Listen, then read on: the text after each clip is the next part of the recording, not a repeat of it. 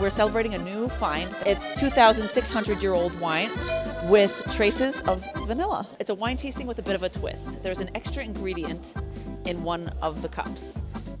Try this.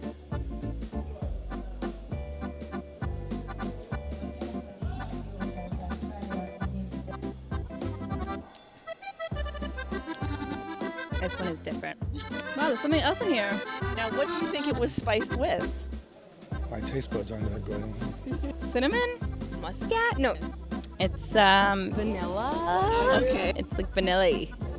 I'm not sure. Is it vanilla? They didn't even know that existed in this part of the world at that time. So they went and took it to a lab, and then they discovered that there was vanilla. I would definitely drink vanilla wine over regular wine. Absolutely. Wine with vanilla. Absolutely. Yeah, it's good.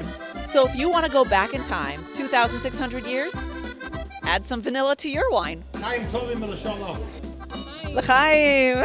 Add some vanilla to your wine at home and go back 2,600 years.